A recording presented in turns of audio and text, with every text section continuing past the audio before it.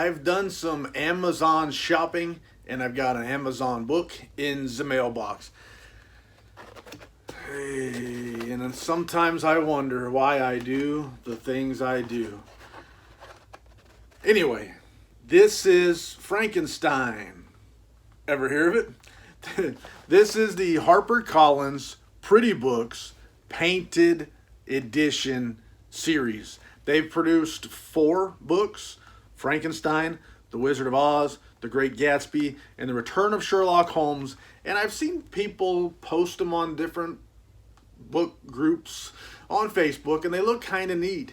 And as a fan of some of those books, I'm going to pick up some. But I figured this one was on sale on Amazon. I had them all in my cart. I just hadn't bought them yet. And magically, the price of this one went down. I think it was originally $34 on Amazon. My price dropped to $24 on this one, but none of the others. And I said, shoot, buy it. And so I bought it. And now why do I buy hardcover books from people who don't necessarily maybe package them correctly? But we'll see. Let's not count chickens before they're hatched. Let's not jump to any conclusions, but jump. Anyway, this book, Frankenstein, very, very old book, been around a long, long time. But I grew up as a youngin'. My mom liked the old horror movies of all sorts, lots and lots of black and white movies. So I grew up on James Whale's 1931 Frankenstein, starring Boris Karloff as the monster. And I loved the movie, and I loved the sequel. And I love actually some of the other sequels to that. So I'm a big fan of all that kind of stuff. When I read the book, I knew going in that the book was very, very different from the movie. And I'll just tell you now, it's almost unrecognizable from the movie. The book, you have some names that match up, Victor Frankenstein being one of them. And you have some basic concepts of a man creating another life and giving it life and the consequences and stuff like that. But other than that, there are shades of the book in the movie. A wedding and a father, some deaths. But it's so different, so very different. And I think that difference bothers a lot of people.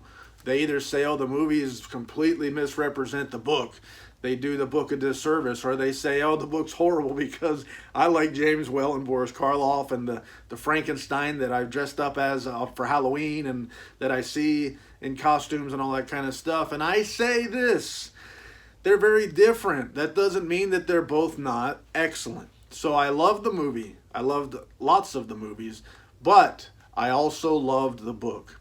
I loved the fact that it was so different. And that made me almost inside. I couldn't wait to read further, to get deeper into it. So reading the book, and maybe I'll break it up into thirds. The first third, I was just as happy as I could possibly be. I couldn't get enough.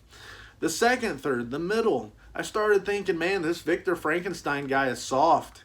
He's always sick. He's always ailing. He is always out of his mind. He can't ever seem to get back up. Because I've never been a rich guy in Europe way back when. I don't know what it's like to have people coddle you and care for you and see to your every whimsy, and whatever you want, you get. Wherever you want to go, you go. And I know that when you're depressed and when you got hard times, you got to get up in the morning and go to work because life goes on, man. And so it's that kind of stuff in this book, and that's probably not uncommon for the era. But that kind of stuff in this book kind of wore on me a little bit. Felt like Victor was always sick. He was always down. He could never rise to the occasion. He's always in this malaise. And that kind of got to me. It seemed to carry throughout the entire book. The last third, very good. I liked it a lot too. I kind of wanted more of I don't want to give any spoilers, but I felt myself wanting a little bit in the finale, in the showdown, in the end. I wanted a little bit more than I got. That said, I really did like the book. I would give it 4 out of 5 stars. And I like the book enough to where whenever there's a special edition of the book and I have the opportunity to get it, I'll try. If I can, I will. And that's what I did here. I've also ordered from Amaranthan Books. They've got very fancy limited edition copies coming one day. And they had, I basically got the numbered edition. They call it the Doctor edition, so I'm looking forward to that. I already have an Easton Press leather-bound edition, which is very nice. I got that recently, last few months. I like it a lot, too. And I'm excited to see this. Hoping for the best, but man, this packaging, I'm afraid I got me a hardcover book that is going to be busted up. And if there's one thing I can't stand, it's busted up books. Especially when it comes because somebody didn't put in the extra effort to make it take care of it. So I'm ripping off this thick paper board, and here's what I see inside. There's no cardboard around it. There's a little bit. We'll see what that stuff is. But man, it's not that hard to package books well enough to protect them, and I really wish it was easier to get well packaged books so that when I get them in the mail, they're not damaged, man. Because I buy a Pretty Books painted edition because I want a nice book. And look here, I don't want bent corners, man. I don't want stuff to be messed up. You want them to be nice. And okay, I'll just show you. Well, we got here a nice little cover, which adds a little bit to the charm. Frankenstein by Mary Shelley. And on the back, it tells a little bit about our book. This is a sticker. I don't know if I'll take it off or leave it there, printed in China. Tells a little bit about the book, Frankenstein. But for now, I'll take this off, and we'll look a little more closely at the condition and how mad I should be or how happy I should be. So right off the bat, this cover, I love it. It looks so nice, and this is the selling point. When I see this picture, I want it. It's part of the story. You can see a gold foil stamp Frankenstein also on the spine. What they call a library binding. There's no dust jacket on it, but the boards themselves are painted or colored. And there it says on the back, "The world was to me a secret, which I desired to divine." And there's the back cover. So this book does truly deliver in terms of beauty. It is nice.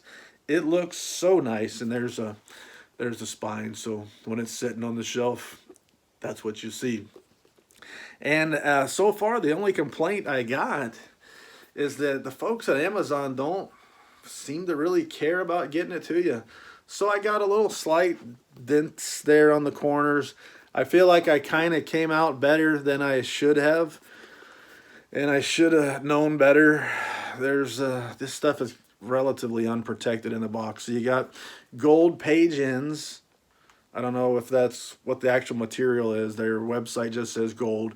And then you got the built-in ribbon marker. Some nice touches that help make a book nice. All in all, HarperCollins